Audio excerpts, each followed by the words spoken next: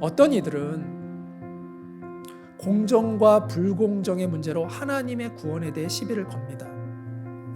예수님을 이름을 부르는 사람을 하나님이 구원해 주시는 건 불공정하지 않냐? 똑같은 행위를 했는데 누구는 구원해 주고 누구는 예수님 이름 의지한다고 살려주고 이거 불공정하지 않냐?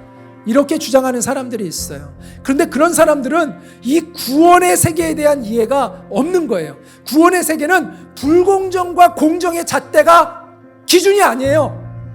다른 영역이에요. 구원의 세계는 공정과 불공정의 영역이 아니라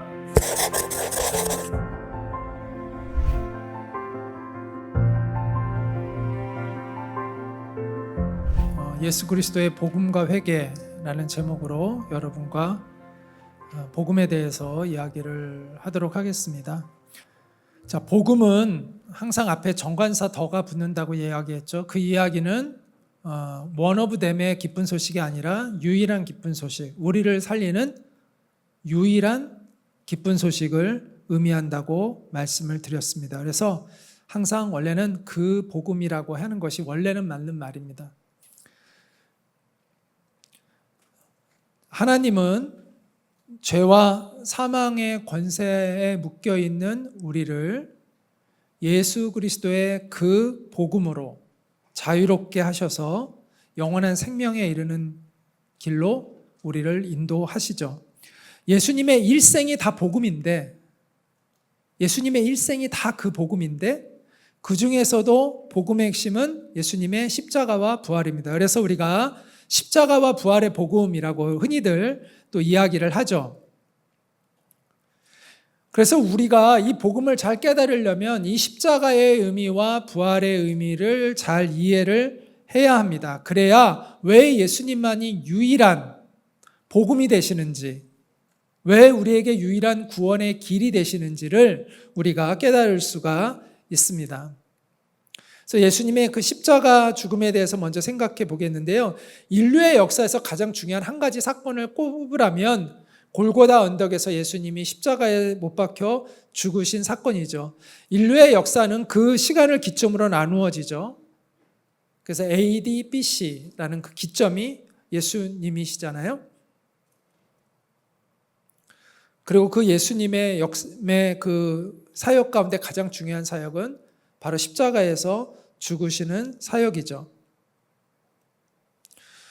이 십자가의 사건은 구약 성경에 예수님이 오시기 훨씬 전에 약 1500년 전에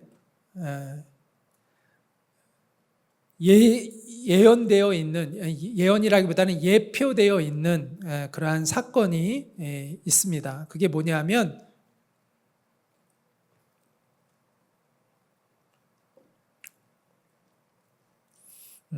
자, 예수님의 그 십자가의 죽음이 무엇을 의미하는가의 첫 번째 의미는 죄를 짊어지신 예수님이에요. 예수님이 십자가에 못 박혀 달려 계신데 그 의미는 첫 번째 죄를 짊어지신 예수님인데요. 그것이 민수기 21장에 나오는 장대에 높이 들린 불뱀의 이야기가 이것을 예표하고 있습니다. 이건 1500년 전에 예수님이 십자가에 못 박히시기 1500년 전에 있었던 사건인데요. 자, 민수기에 보면은 이집트를 탈출한 이스라엘 백성들이 광야에서 계속 하나님 앞에 불평하고 원망하잖아요.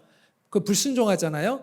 그때 하나님께서 불뱀을 보내셔가지고 그 불뱀에 물린 사람들은 죽음을 당했어요. 그래서 이스라엘 백성들이 회개하고 용서를 구합니다. 그때 하나님이 모세를 시켜서 불뱀의 모양으로 놋뱀을 만들게 하고 그 놋뱀을 장대에 저렇게 높이 달아가지고 세우게 합니다. 그래서 저 장대를 바라보는 사람들은 살 수 있게끔 하셨어요. 그러니까 놋뱀에 물려서 죽어가는데 저 장대를 본 사람들은 살게 하여 주셨습니다. 그런데 예수님이 오셔서 이 사건이 바로 당신의 죽음을 예표하고 있다는 것을 이렇게 알려주셨는데 같이 한번 요한복음 3장 14절과 15절 읽겠습니다. 모세가 광야에서 뱀을 든 것 같이 인자도 들려야 하리니 이는 그를 믿는 자마다 영생을 얻게 하려 하심이니라. 자, 놋뱀은 죽음의 원인이 되는 걸 상징하는 거죠. 노뱀이 물면 죽으니까. 그래서 노뱀은 죽음의 원인을 상징하는 겁니다. 그래서 그 불뱀의 모양으로 만든 노뱀을 장대에 높이 매달게 하셨는데, 마찬가지로 예수님은 우리의 죄를 짊어지고 십자가에 달려 계신 거예요. 그래서 높이 매달린 노뱀을 보는 자마다 살아난 것처럼 우리의 죄를 짊어지시고 십자가에 달려 계신 예수님을 바라보는 사람들마다 살게 하셨다는 거죠. 그것이 구원의 원리라는 것입니다. 십자가의 예표가 나오는 구약 성경의 또 하나의 사례는 레위기 16장에 나오는 대속죄일의 두 염소 이야기입니다. 자, 대속죄일에 1년의 모든 그 이스라엘 백성들이 지었던 죄를 다 한 번에 용서함을 받는 날이 대속죄일이거든요. 그때 제사장이 두 염소를 제사를 드리는데, 한 염소는 이제 그 머리에 안수를 하고 그 염소를 잡아가지고 언약궤, 지성소 안에 있는 언약궤 안에 가서 거기에 뿌립니다. 그리고 또 한 마리의 염소는 머리에 안수를 하고 나서 그 안수는 이제 이스라엘 백성들의 죄를 그 양에게 전가시키는 거거든요. 염소에게 전가시키는 거거든요. 그리고 그 염소를 광야로 내보냅니다. 그럼 이 염소는 어떻게 되냐면 그냥 돌아다니다가 사나운 짐승에게 잡혀 죽거나 낭떠지에 떨어져서 죽거나 이렇게 죽임을 맞이해요. 자, 이 장대에 높이 매달린 노뱀의 이야기, 그리고 죄를 짊어지고 가서 죽는 그 염소의 그 이야기가 바로 예수님의 십자가의 사건을 예표하고 있었다라는 것입니다. 그래서 성경은 이렇게 말씀하고 있는데, 고린도 후서에 보면 이렇게 말씀합니다. 하나님이 죄를 알지도 못하신 이를 누구죠 이분이? 예수님이죠. 예수님을 우리를 대신하여 죄로 삼으셨대요. 예수님이 죄가 되셨대요. 굉장히 이해하기 어려운 말이죠. 예수님이, 그 거룩하신 분이 죄가 되셨대요. 그것은 우리로 하여금 그 안에서 하나님의 의가 되게 하려 하심이라. 우리를 하나님의 의로 만들기 위하여 예수님이 죄가 되셨다는 거예요. 그것은 바로 우리의 죄가 예수님께 전가되었고, 하나님이 우리에게 내리셔야 될 그 형벌을 예수님에게 내리셨다라는 것입니다. 그래서 십자가는 죄를 짊어지시고 계신 예수님을 보여주고 있는 거예요. 자, 또 십자가에 달리신 예수님은 저주를 받으신 예수님을 의미합니다. 성경은 예수님이 죄가 되셨다고 말할 뿐만 아니라 예수님이 저주를 받았다라고 말씀합니다. 그리스도께서 우리를 위하여 저주를 받은 바 되사 율법의 저주에서 우리를 속량하셨으니 기록된 바 나무에 달린 자마다 저주 아래에 있는 자라 하였음이라. 자, 예수님이 저주를 받으셨다라는 걸 의미를 이해할 때 우리는 예수님의 십자가의 은혜가 무엇인지를 깨달을 수가 있어요. 자, 유대인들이 왜 복음을 거부하느냐, 왜 예수님을 거부하느냐 하면 나무에 달린 자마다 하나님께 저주를 받았다는 이 신명기 21장 23절의 말씀을 알고 있기 때문이에요. 그러니까 나무에 달린 자는 저주받은 사람이라는 거죠. 하나님께 저주받은 사람이 어떻게 메시아가 될 수 있느냐는 거예요. 그래서 유대인들은 예수님을 믿지 않아요. 그런데 그들이 간과하고 있는 건 무엇이냐면 저주가 교환됐다는 거예요. 저주가 교환됐다라는 것이죠. 나무에 달려야 할 사람이 자신들이라는 것을 알지 못하는 거예요. 자신이 받아야 할 저주를 예수님이 지금 대신해서 받고 있다는 것을 그들이 깨닫지 못하고 있는 것입니다. 구약성경 신명기 28장에 보면 하나님의 말씀에 불복종하는 사람들이 받을 저주가 쭉 나열되어 있거든요. 근데 예수님은 그 저주를, 우리가 받아야 될 그 저주들을 대신 받으셨다는 거예요. 대신해서. 마치 하나님을 거역한 반역자처럼 예수님은 저주를 받으셨어요. 대신해서. 마치 그분이 우상을 숭배한 죄인처럼 하나님께 저주를 받으신 거죠. 십자가는 그런 의미라는 거예요. 그분이 마치 부모를 업신여긴 사람처럼, 부모를 업신여기는 사람은 돌에 맞아 죽어야 되는 거잖아요. 그것처럼 예수님은 저주를 받으셨다는 것이죠. 그분은 마치 가늠한 사람처럼 저주를 받으시고, 뇌물을 받은 사람처럼 그분이 저주를 받으시고, 거짓말을 한 사람처럼 그분이 저주를 받으시고, 남을 속이고 남을 괴롭힌 사람처럼 그분이 저주를 받으셨다는 거죠.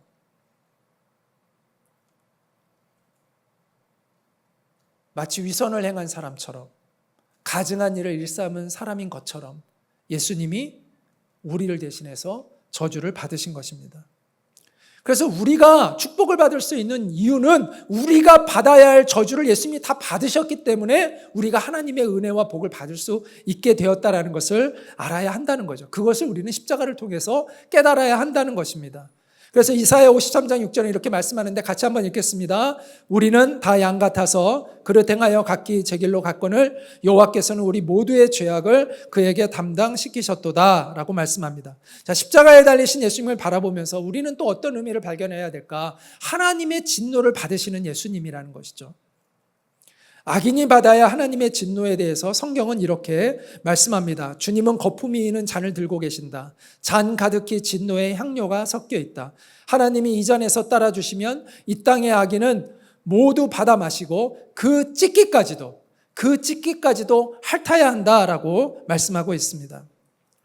우리에게 주어진 비극적인 운명은 하나님의 이 진노의 잔을 받아 마실 때 찢기까지 받아 마셔야 되는 것이 원래 우리의 운명이라는 것이죠. 그런데 죄가 없으신 하나님의 아들이 우리를 대신하여 그 진노의 잔을 받아 마시셨는데 그 찢기까지도 남김없이 받아 마신 것이 바로 십자가가 의미하고 있는 것이다 라는 것입니다. 그래서 폴 워셔는 그의 책에서, 제가 폴 워셔의 복음이라는 책을 중심으로 해서 이번에 여러분에게 말씀을 전하고 있다고 얘기했죠. 그 폴 워셔는 그의 책에서 이런 이야기를 합니다. 댐에 물이 가득 차올라 물의 무게를 더 감당하지 못하는 상황을 가정해 보자. 댐은 결국 무너지고 물이 엄청난 파괴력으로 쏟아져 나오기 시작한다. 근처 계곡에 있는 작은 마을이 홍수에 휩쓸릴 것이 분명한 즈음 갑자기 그 앞땅이 갈라져 쏟아져 내려오는 물을 모두 집어 삼킨다. 모든 사람을 향한 하나님의 심판이 바로 그런 식으로 해소되었다. 성자께서 하나님의 공의와 그분의 백성 사이에 개입하셨다. 그분은 우리가 자초한 진노와 우리가 받아야 할 형벌을 모두 감당하셨다. 그분의 죽음으로 진노의 홍수는 단 한 방울도 남지 않고 모두 사라졌다. 그분이 우리를 대신해 남김없이 들이키신 덕분이다.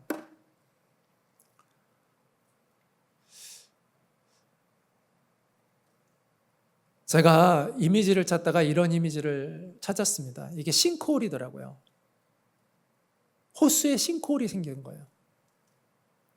저는 이 그림을 보면서 예수님이 우리의 진노를 홀로 다 삼켜주신 그 이미지로서 정말 이렇게 감동이 되더라고요. 주님이 저렇게 하나님이 내리시는 진노를 싱크홀처럼 주님이 다 받으신 거예요. 남김없이. 청교도 존 플라벨은 성부 하나님과 성자 예수님의 대화를 상상하면서 이런 글을 남겼습니다. 자, 그 대화가 이제 상상하는 건데요. 성부 하나님이 이렇게 말씀합니다. 예수님에게 성자여, 여기 가엾고 비참한 영혼들이 있구려. 이들은 스스로를 파멸시켜 나의 의로운 분노를 자극했다오. 그들을 구하려면 나의 공의가 만족되어야 하오. 그렇지 않으면 그들이 영원히 멸망당해야 하오. 이 영혼들을 어떻게 하면 좋겠어? 그때 성자 예수님이 이렇게 대답합니다. 아버지, 그들이 가엾습니다. 저는 그들을 사랑합니다. 그들이 영원히 멸망하는 것보다 차라리 제가 그들을 위해 보증을 서겠습니다. 그들이 아버지에게 진 빚이 얼마인지 청구서를 보여주소서. 그 청구서를 내게 돌리소서. 아버지께서 받으셔야 할 빚을 모두 제게 청구하시고 그들과 계산하지 마옵소서. 그들이 진노를 당하느니 차라리 제가 당하겠습니다. 아버지, 제게 모든 빚을 청구하소서. 그때 다시 성부 하나님이 이렇게 말씀합니다. 그렇지만 성자여, 성자에게 빚을 청구하더라도 조금도 감해줄 수가 없구려. 한 푼도 남김없이 다 갚아야만 하오. 그들을 용서하려면 성자에게는 조금도 인정을 베풀 수 없다오. 그때 예수님이 성부 하나님께 이렇게 대답합니다. 괜찮습니다, 아버지. 그렇게 하옵소서. 능히 감당할 수 있습니다. 제가 멸망하더라도, 제가 모든 것을 잃더라도, 제 곳간이 텅 비더라도 기꺼이 감당하겠습니다. 우리는 십자가에서 예수님이 받으신 그 고난의 의미를 알아야 합니다. 그것은 세상 권력자들이 예수님을 미워했기 때문에 일어난 사건이 아닙니다. 그런 차원이라면 예수님은 결코 십자가에 달리지 않으셨을 거예요. 무슨 말을 하는 거냐면 그것은 예수님이 자원하신 것이다라는 것입니다. 예수님이 자원하여 예수님의 뜻을 이루고 계신 것입니다. 누구를 위해서 예수님은 자원하신 것입니까? 바로 우리를 위해서입니다. 예수님은 스스로 자원하여 하나님, 우리에게 쏟아지는 하나님의 진노를 자신이 대신 감당하기로 자원하신 거예요. 그래서 우리가 구원받을 수 있는 이유는 하나님의 정당하고 거룩하신 진노가 우리를 대신해서 예수님께 쏟아졌기 때문이고, 모두 쏟아졌기 때문이고, 예수님께서 그 진노를 남김없이 받아내셨기 때문입니다. 그것이 십자가를 통해서 우리가 바라봐야 하는 은혜입니다. 자, 또 하나는 십자가에 달리신 예수님을 바라보면서 우리는 어떤 의미를 알아야 되냐면 하나님께 예수님이 버림당하고 계신 것입니다. 완전히 버림당하시는 것이에요. 예수님은 십자가 위에서 하나님이 자신을 버리셨다고 말씀합니다. 제9시에 예수께서 소리 지르시되 엘리 엘리 라마 사박다니 하시니 이를 번역하면 나의 하나님 어찌하여 나를 버리셨나이까 하는 뜻이라. 정말 하나님과 완전히 하나가 되어신 그분이 어떻게 해서 하나님께 버림받는다고 말할 수 있을까? 이거는요, 사실을 표현한 것입니다. 예수님의 생각이나 느낌을 표현한 게 아니라 사실 십자가에서 예수님은 하나님께 버림당하시는 거예요. 아주 철저히 버림을 당하시는 것입니다. 왜냐하면 우리의 죄를 예수님이 짊어지고 계시기 때문입니다. 예수님께 우리가 죄가 전가되어서 예수님이 그 지금 죄를 짊어지고 계시기 때문입니다. 예수님이 십자가에 달리신 것은 우리의 형벌을, 하나님의 그 진노를 받아내시기 위해서 그 십자가에 계신 것이죠. 따라서 그 자리는 용서와 자비가 베풀어지는 자리가 아니라 심판이 행해지는 자리입니다. 그 순간만큼은 예수님은 철저히 하나님으로부터 버림당해야 하는 순간이라는 것이죠. 예수님이 십자가에 달리시기 전날 밤 겟세마네 동산에서 땀이 피가 되도록 신음하며 기도하셨잖아요. 그리고 가능하면 이 잔을 내게서 피할 수 있다면 피할 수 있게 해달라고 기도했잖아요. 예수님이 육체적인 고통이 두려워서 그랬을까요? 그건 아닙니다. 초대교회 성도들도 잔인한 핍박을 받았습니다. 사자의 밥이 되고 톱으로 켜서 죽임을 당하고 불에 태워서 죽임을 당했습니다. 그런데도 그들은 의연하게 그 죽음의 길을 걸어갔잖아요. 근데 예수님이 그런 육체적인 고통 때문에 두려워가지고 그런 고통 때문에 저렇게 간절히 기도하셨을까요? 그것이 아니라는 것입니다. 그럼 예수님은 무엇 때문에 그렇게 고통스럽게 기도하셨을까요? 그것은 하나님께 버림당하는 거예요. 하나님과 분리되는 거예요. 늘 완전한 하나 가운데 계셨던 그분이 분리될 수밖에 없는 거예요. 그것이 그렇게 영혼의 고통이 되었던 것이죠.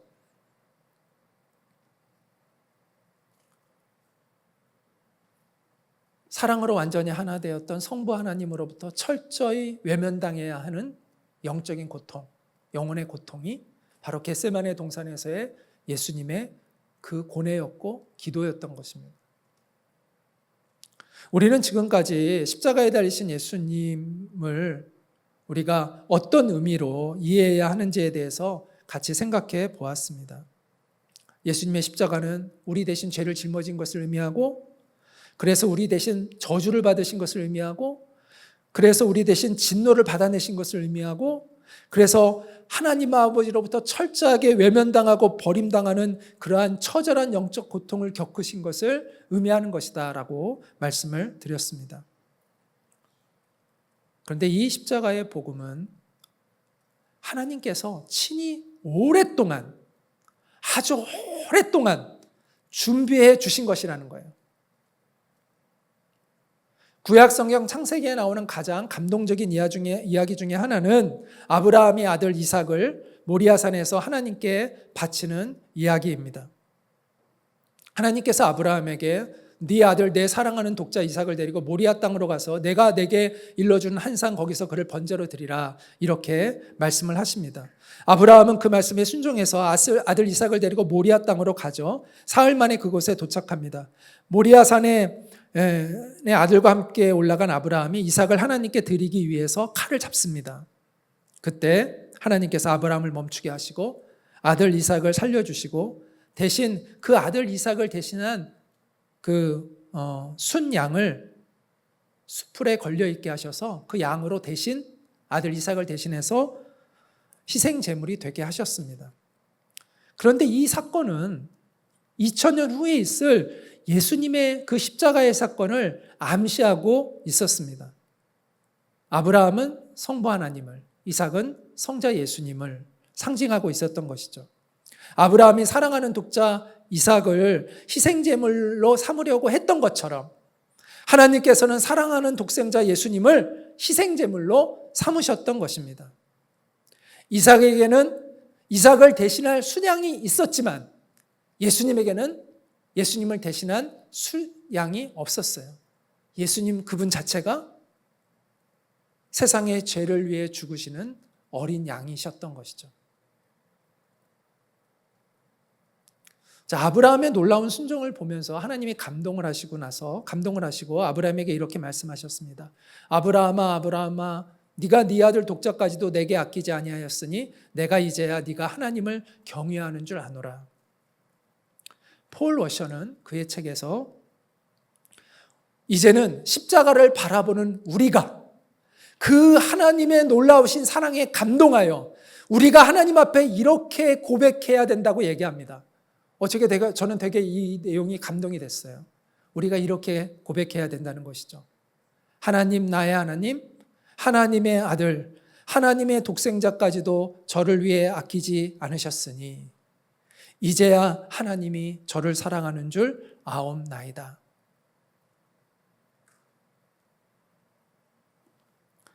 예수님의 십자가의 복음은요, 우연히 이루어진 사건이 아니라 하나님이 친히 오랫동안 준비해 오신 사건입니다.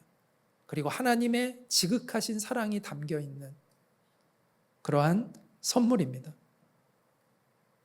그 선물을 여러분이 감사와 감격으로 받으세요. 그것을 성경은 믿음이라고 얘기하는 겁니다. 요한복음 3장 16절 같이 한번 읽어볼까요? 하나님이 세상을 이처럼 사랑하사 독생자를 주셨으니 이는 그를 믿는 자마다 멸망하지 않고 영생을 얻게 하려 하심이라. 예수님, 하나님이 오랫동안 준비하신 이 눈물겨운 사랑의 선물을 우리가 감사와 감격으로 받아들이는 것, 그것이 바로 믿음입니다. 믿는 자마다 멸망하지 않고 영생을 얻게 될 것입니다. 자, 십자가에 대한 의미에 대해서 생각해 봤고요. 이제 부활에 대한 의미를 좀 생각해 보려고 합니다. 세상 사람들은 예수님의 십자가는 역사적인 사실이라고 대부분 믿는데 부활은 만들어낸 이야기라고 생각하는 사람들이 많습니다. 그래서 예수님을 주님으로 믿지 못해요. 왜냐하면 예수님의 부활을 믿지 못하면 예수님을 주님으로 고백할 수 없죠. 왜냐하면 그건 인간의 억울한 죽음이라고 생각하는 거죠. 한 의로운 사람의 억울한 죽음이라고 생각하는 거죠. 그런데 부활을 믿어야 그분의 십자가가 이해가 되고 그분이 우리의 죄 때문에 죽으셨다는 것을 믿을 수가 있는 것입니다. 그래서 그리스도인이 되는 열쇠는 부활의 믿음에 있어요. 예수님을 구원자로 우리가 정말 믿으려면 부활의 믿음이 있어야 합니다. 그래서 제자들은 그 사실을 너무나 잘 알고 있었고 바울은 이렇게 고백을 합니다. 그리스도께서 만일 다시 살아나지 못하셨으면 우리가 전파하는 것도 헛것이요 또 너희 믿음도 헛것이며 또 우리가 하나님의 거짓 증언으로 발견되리니 우리가 하나님이 그리스도를 다시 살리셨다고 증언하였습니다. 예수님의 부활이 사실이 아니라면 그들은 거짓말쟁이가 되는 거죠. 복음의 증인들, 이 제자들은 거짓말쟁이가 되는 거죠. 그렇기 때문에 예수님의 부활이 어떻게 사실이라는 것을 믿을 수 있는가라는 질문은 매우 중요한 질문입니다. 어떤 이들은 예수님의 제자들이 거짓말로 그런 말을 했다라고 치부하죠. 그런데 그 주장은 너무나 비합리적이죠. 왜냐하면 사람이 거짓말을 하려면 자기에게 이익이 있어야 거짓말이 되는 거 아니에요? 근데 예수님의 제자들은 예수님이 부활하셨다는 걸 거짓말로 만들어낼 이유가 없어요. 하나도 없어요. 왜? 그거를 전하는 순간 자기가 고문을 당하고 죽어야 되는데 그걸 거짓말로 그런 말을 하겠어요? 제자들이 자기가 예수님 부활했다는 말을 전하면 어떤 걸 기대할 수 있었어요? 아무것도 기대할 게 없어요. 죽음밖에는 기다리고 있는 게 없어요. 그럼에도 불구하고 그들은 용감하게 그 복음을, 부활의 복음을 전한 거죠. 그래서 사실은 합리적인 추론은 예수님의 제자들이 부활을 경험하지 않았다면, 예수님의 부활을 보지 않았다면, 그리고 자기도 예수님처럼 살 것을, 부활할 것을 믿지 않았다면 그 복음을, 부활의 복음을 전하고 다닐 수가 없는 것이죠. 그래서 제임스 몽고메리라는 그 신학자는 이렇게 말했습니다. 그리스도의 부활을 믿은 제자들의 신앙을 무엇으로 설명할 수 있을까? 그것은 오직 부활로만 설명할 수 있다. 제자들의 믿음을 그런 식으로 이해하지 않으면 우리는 역사상 가장 큰 수수께끼에 직면할 수밖에 없다. 부활의 역사성과 부활하신 주님의 현현에서 나타나심이죠. 그 이유를 찾아야만 기독교를 이해할 수 있으며 기독교 역시 모두에게 확실한 소망을 제시할 수 있다. 자, 예수님이 죽은 것을 보고 떨면서 숨어있던 제자들이 얼마 안 되어 갑자기 나타나 길거리에서 예수님이 살아나셨다고, 그분이 우리가 기다렸던 메시아라고 외쳤던 것을 이해할 수 있는 유일한 일은 예수님의 부활을 그들이 목격했다라고밖에 생각할 수가 없다라는 것입니다.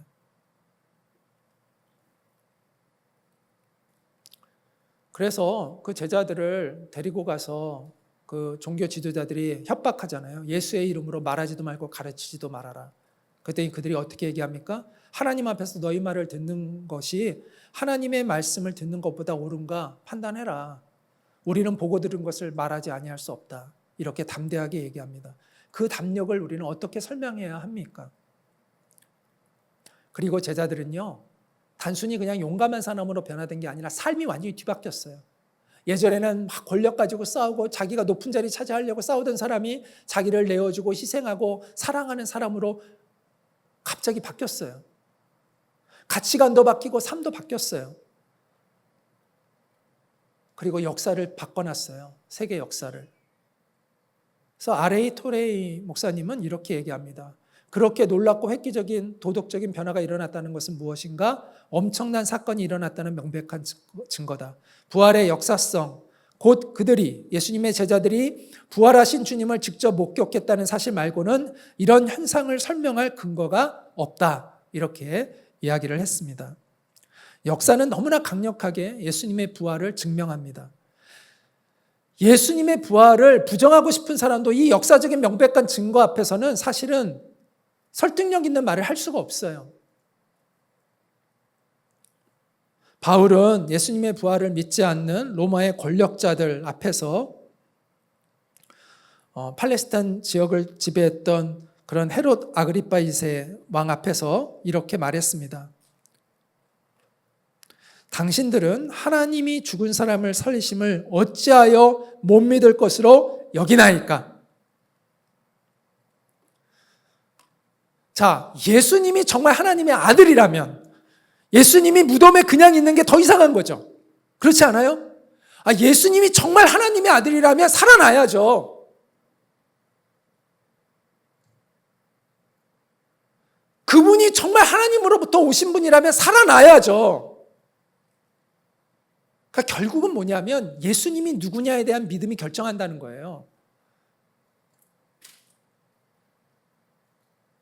예수님이 정말 하나님의 아들이라면 무덤에 계속 있는 게 정말 이상한 일 아닙니까? 살아나야죠. 당신들은 하나님이 죽은 사람을 살리심을 어찌하여 못 믿을 것으로 여기나이까? 하나님이라면 당연히 하셔야죠. 예수님의 부활은요, 하나님이 그분이 누구이신가를 역사 가운데 명백하게 드러내신 사건입니다. 누구도 부인할 수 없도록. 그래서 그 죽음이 어떤 의미인지를 도장 찍으신 거예요. 그러므로 부활이 있으므로 예수님의 십자가는 영광의 십자가가 되는 것입니다. 억울한 죽음이 아니라 계획하신 죽음인 것이죠. 분명한 목적을 가지고 계획하여 죽으신 것이죠. 그래서 예수님이 다 이루었다라고 말씀하실 수 있었던 것이죠. 부활이 있으므로 예수님의 십자가의 죽음이 영광의 죽음이 되는 것입니다.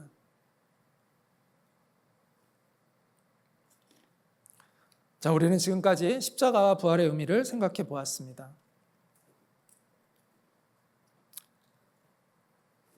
베드로는 십자가에 못 박히신 예수님이 우리의 주와 그리스도가 되신다고 선포했습니다. 우리 인생사의 가장 중요한 문제는 주가 되시는 예수님께 올바로 반응하는 거예요. 우리의 주님이 되시는 그분에게 우리가 어떻게 반응하느냐가 우리의 인생을 가른다는 것이죠. 그분이 정말 주님이라면 우리는 그분에게 합당한 태도를 취하고 그분을 예배하고 그분을 경배해야 하는 것입니다.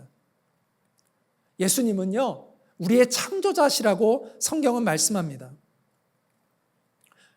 만물이 그로 말미암아 지은 바 되었다고 말씀합니다. 예수님이 우리의 창조자이시라는 거예요. 그리고 그분은 하나님의 영광의 광채, 그 본체의 형상이시라. 하나님이시다라는 것이죠. 그는 능력의 말씀으로 만물을 붙드신다는 거예요. 그 하나님의 역사이죠. 예수님은 바로 하나님 그분이시다라는 것입니다. 예수님은요, 단순한 인간이 아니라 인간의 몸을 입고 이 땅에 오신 하나님이시라는 거예요.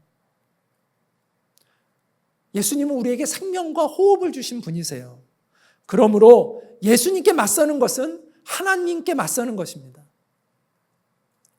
타락한 인간들이 얼마나 뻔뻔스러워졌는지 모릅니다. 그래서 종종 이렇게 얘기합니다. 하나님은 선하시다고 하면서 왜 사람들에게 큰 고통이 있는 걸 허락하시는가? 그러나 질문은 달라져야 합니다. 어떻게 달라져야 할까요? 하나님은 당장 멸망시키기에 마땅한 사람들에게 왜 그토록 인내와 자비를 베푸시는가? 우리가 이렇게 물어야 한다는 것이죠.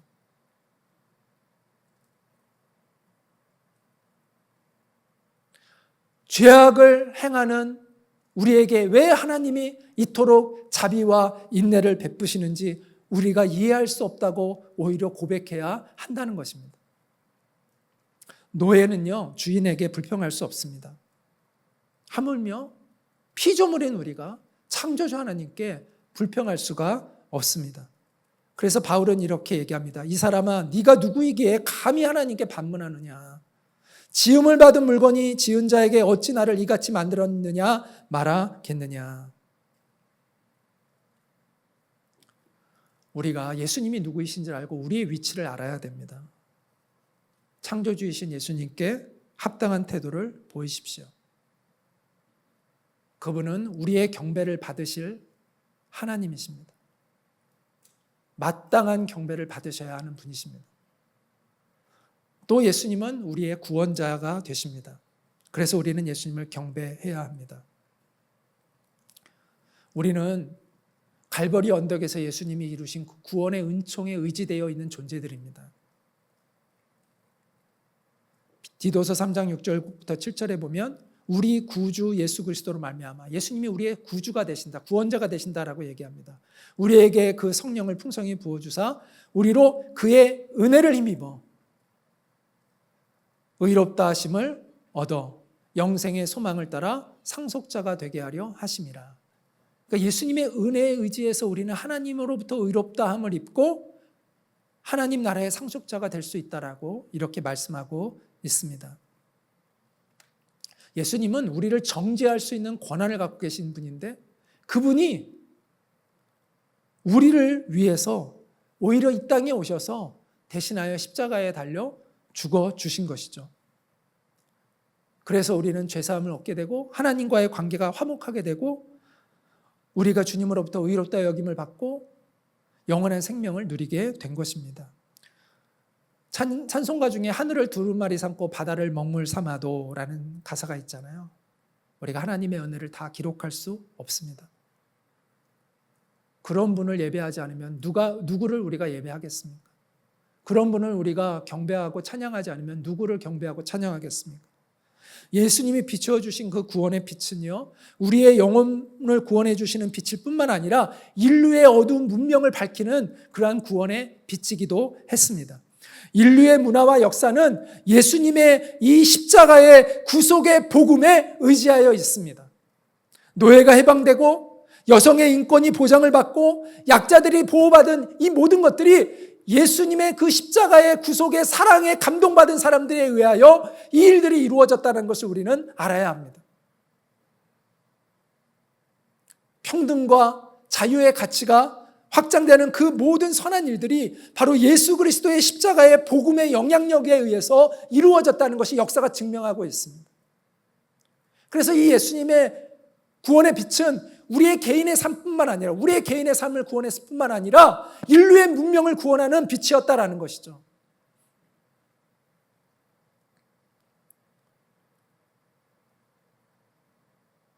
그러므로 우리는 개인적으로나 역사적으로나 구원의 빛을 우리 가운데 비추신 예수님을 높이고 경배해야 합니다. 우리가 예수님을 경외하고 경배해야 되는 또 하나의 이유는 예수님은 우리의 심판자이시기 때문입니다. 흔히 사람들은 복음하면 구원의 메시지만 생각하지만 심판에 대한 메시지가 복음 안에 포함되어 있습니다. 그래서 사도 바울은 이렇게 얘기합니다. 곧 나의 복음에 이른 바와 같이, 여기서 나의 복음이라는 건 내가 전한 복음이라는 거예요. 사도 바울이 전한, 생명을 걸고 전한 그 복음에 이른 바와 같이 하나님이 예수 그리스도로 말미암아 사람들의 은밀한 것을 심판하시는 그날이라. 예수 그리스도의 복음은 하나님의 심판에 대한 경고가 포함되어 있습니다. 자, 우리는 무엇으로부터 우리가 구원받는가라는 것을 알아야 합니다. 우리가 무엇으로부터 구원받는 것이죠? 여러분이 우리가 구원받았다 자주 하잖아요. 여러분 무엇으로부터 구원받았다고 생각하세요? 무엇으로부터 우리는 구원받았나요? 하나님의 진노와 심판으로부터 구원받은 것입니다.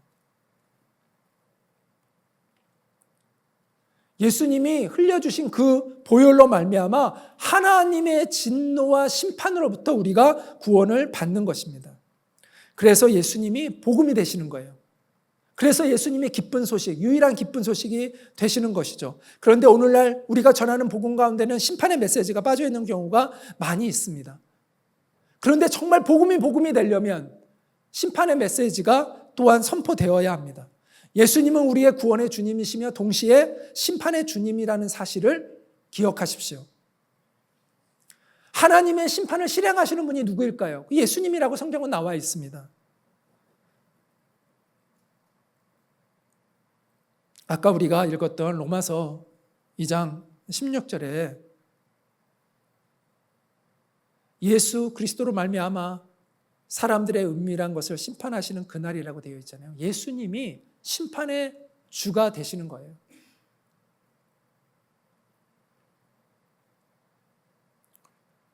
예수님은 제자들에게 본인이 최후의 심판을 주장하실 것을 말씀했습니다. 마태복음 25장 31절과 32절에 보면 인자는 예수님의 자기 호칭이죠. 인자가 자기 영광으로 모든 천사와 함께 올 때에 자기 영광의 보좌에 앉으리니 모든 민족을 그 앞에 모으고 각각 구분하기를 목자가 양과 염소를 구분하는 것 같이 하여.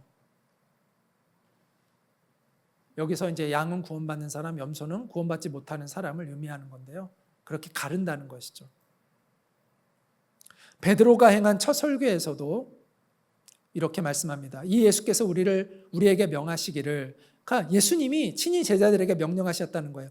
하나님께서 예수님을 살아있는 사람들과 죽은 사람들의 심판자로 정하신 것을 사람들에게 선포하고 증언해라. 이렇게 말씀하셨다는 것이죠. 우리는 이 엄중한 사실을 알아야 되고 전해야 합니다.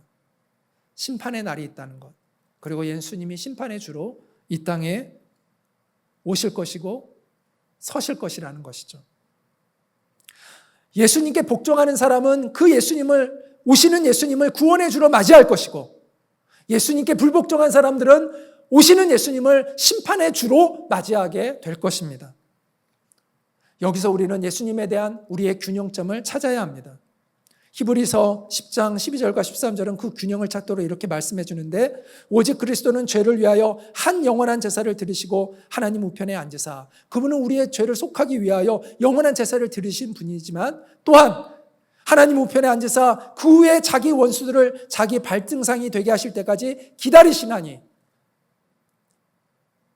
또한 심판하실 때를 기다리고 계신 분이시다라는 것이죠.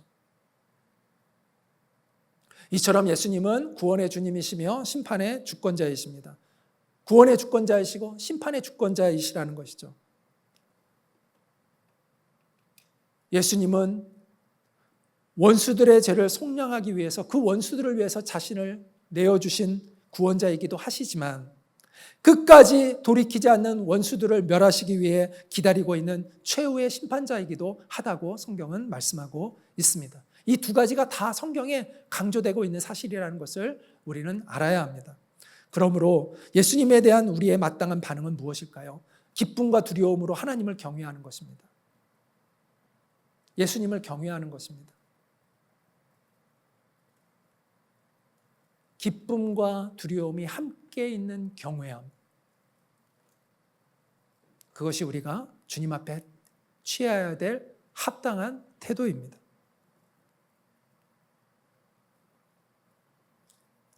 주님은 이런 태도를 취하는 사람에게 자비와 긍휼을 베푸십니다. 예수님이 우리를 위해서 무엇을 하셨고 또 앞으로 무엇을 하실지에 대한 이야기를 했어요. 예수님은 십자가에서 우리를 위해 죽으시고 무덤에서 부활하시고, 그 죽음이 어떤 의미인지를 무덤에서 부활하셔서 알려주셨고, 제자들이 보는 앞에서 승천하셔 하늘 보좌에 계시고, 그리고 이 땅에 다시 오셔서 심판과 구원을 완성하실 것이라고 말씀드렸습니다. 그래서 우리는 예수님을 뭐라고 고백하죠? 주님이라고 고백합니다. 주 예수 그리스도라고 고백하죠. 그 표현, 여러분, 우리가 습관적으로 주님이라고 표현하지 않고 그 주라고 우리가 고백하는 그 고백의 표현을 잘 생각하시기 바랍니다. 그것은 예수님에게 절대적인 주권이 있다는 것을 우리가 선포하는 것입니다. 이 절대적인 주권의 선포는 어떤 이에게는 복된 소식이 되고 어떤 이에게는 끔찍한 소식이 됩니다. 누구에게는 예수님이 그를 보살펴주는 목자의 지팡이가 되실 수도 있고, 또 누구에게는 예수님이 그를 깨뜨리고 부수는 철퇴가 되실 수도 있습니다. 그러나 어떤 경우든 우리는 예수님의 다스림을 받는 것입니다. 예수님은 우리의 주권자세요. 우리를 다스리세요. 따스한 은혜의 다스림을 받을 것인가, 아니면 맹렬한 진노의 다스림을 받을 것인가, 그것은 우리의 응답과 태도에 달려 있습니다.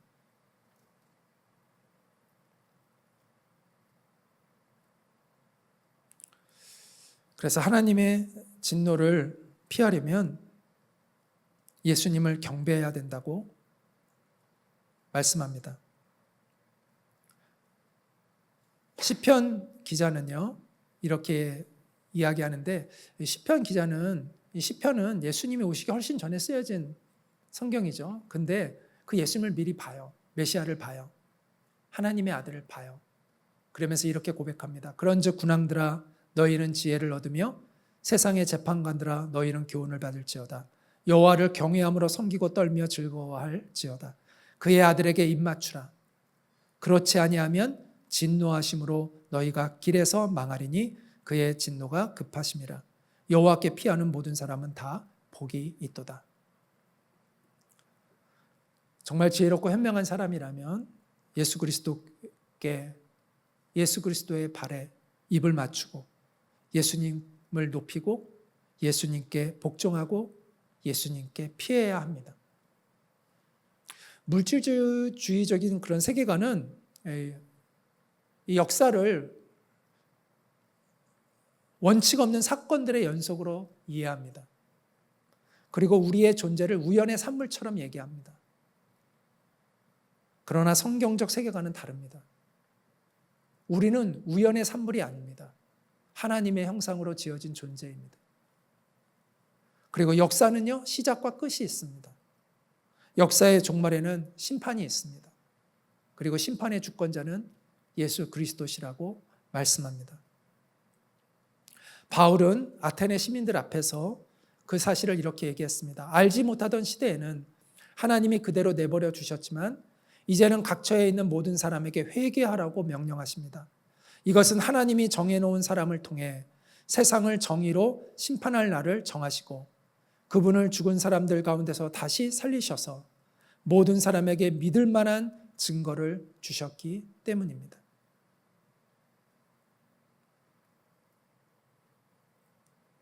여러분, 무지의 시대는 지나갔습니다.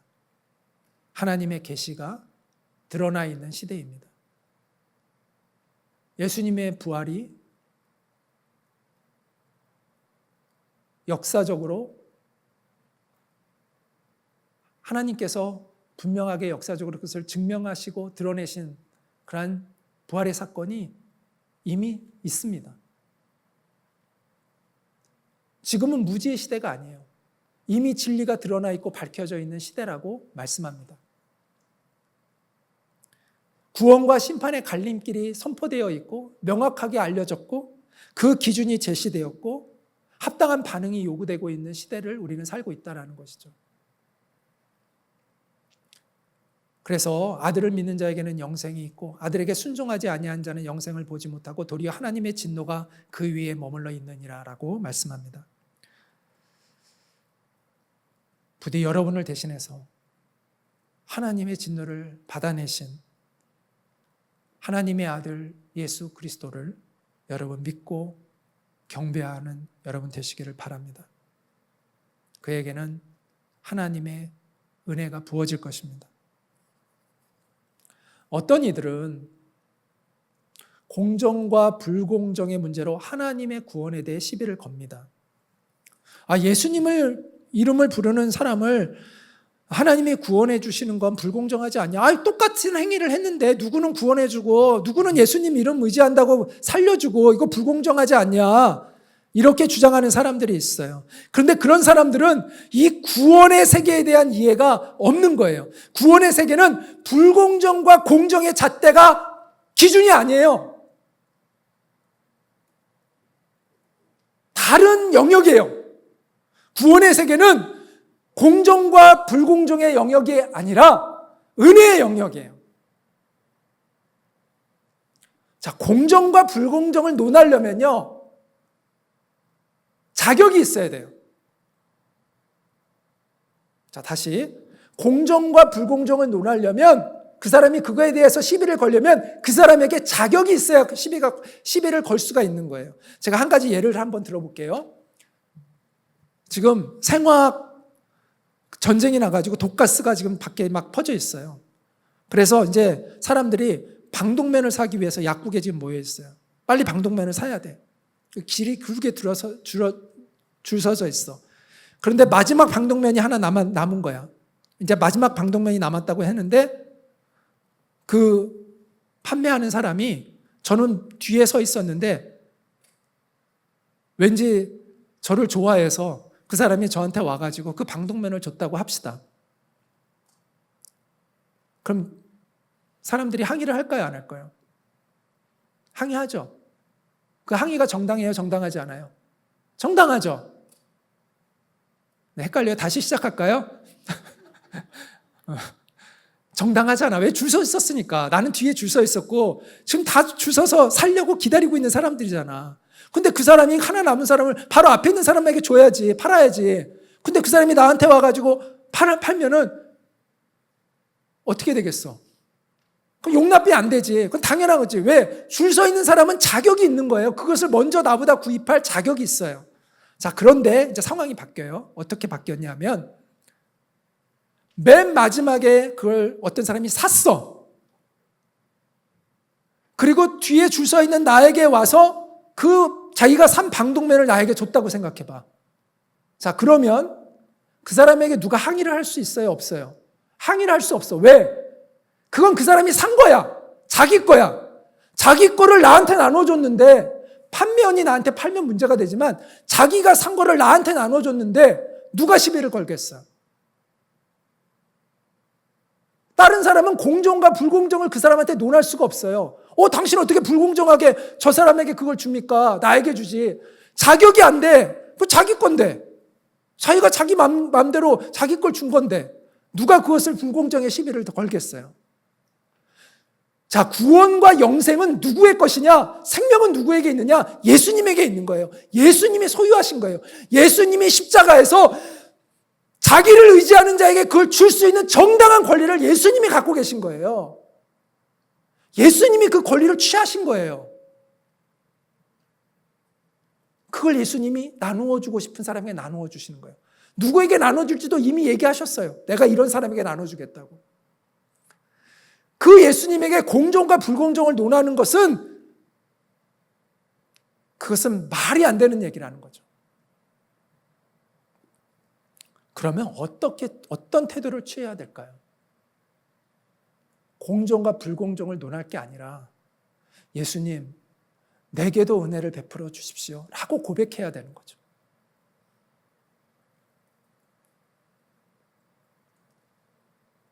예수님, 나도 불쌍히 여겨주세요 라고 고백해야 되는 거죠.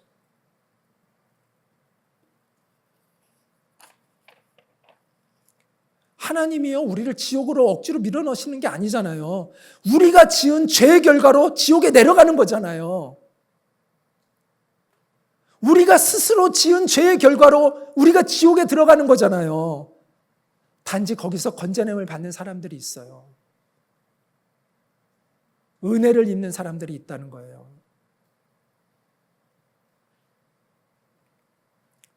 그러므로 누구든지 주의 이름을 부르는 자는 구원을 받으리라. 이 약속의 말씀을 붙드시기를 바랍니다. 예수님, 나도 예수님이 필요합니다. 예수님, 나를 불쌍히 여겨주세요. 내게 은혜를 베풀어 주세요. 이게 우리의 마땅한 태도라는 것이죠. 하늘로 올라가신 주님은 이 땅에 다시 오시겠다고 약속하셨습니다. 그날은 앞서 언급한 대로 심판의 날이기도 합니다. 그날은 인류의 역사에서 가장 두려운 날이 될 것입니다. 예수님의 제자 요한은 pat모섬에 갇혀 있을 때 마지막 날에 임할 그 심판에 대한 환상을 보았습니다. 또 내가 보니 죽은 자들이 큰 자나 작은 자나 그 보좌 앞에 서 있는데 책들이 펴 있고 또 다른 책이 펴졌으니 곧 생명책이라. 죽은 자들이 자기 행위를 따라 책들에 기록된 대로 심판을 받으니 누구든지 생명책에 기록되지 못한 자는 불못에 던져지더라. 자, 책이 두 종류의 책이 있어요. 하나는 우리의 행위가 적혀 있는 책들이 있다는 거예요. 거기에 따라서 우리는 심판을 받고 불못에 던져집니다. 그런데 또 다른 책이 있어요. 그걸 생명책이라고 이야기합니다. 그 생명책에 기록된 사람들은 구원을 받아요. 그들은 누구인가요? 예수님을 믿고 의지함으로 예수님이 가지신 그 생명을 나누어 준 사람들입니다. 그러므로 사도 바울은 이렇게 이야기했습니다. 이는 우리가 다 반드시 그리스도의 심판대 앞에 나타나게 되어 각각 선악간에 그 몸으로 행한 것을 따라 받으려 함이라. 우리는 주의 두려우심을 알므로 사람들을 권면하거니와 우리는 주의 두려우심을 알므로 사람들을 권면하거니와 우리는 주의 두려우심을 알므로 사람들을 권면하거니와 너희는 하나님과 화목하라.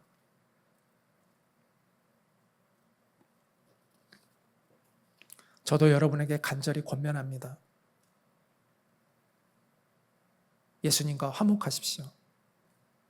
예수님 안에서 하나님과 화목하십시오. 예수 그리스도 안에서 하나님과 화목하십시오. 구원의 기회가 있을 때요, 그 구원을 받으시기 바랍니다. 구원의 빛이 비치고 있을 때, 그 빛이 비추고 있을 때 그 빛으로 나아가야 돼요. 구원의 문이 닫히지 않고 아직 열려 있을 때 그 구원의 세계로 들어가야 되는 거예요. 복음은 주님은 불순종하는 자들에게 아직도 손을 내밀어 주고 계십니다.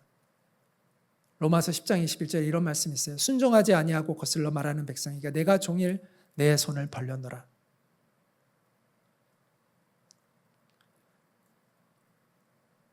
주님의 이 사랑, 주님의 이 인내를 이용하려고 하면 안 됩니다. 우리가 주님의 이 사랑과 이 인내를 깨닫게 될 때 주님께 바로 돌이켜야 합니다.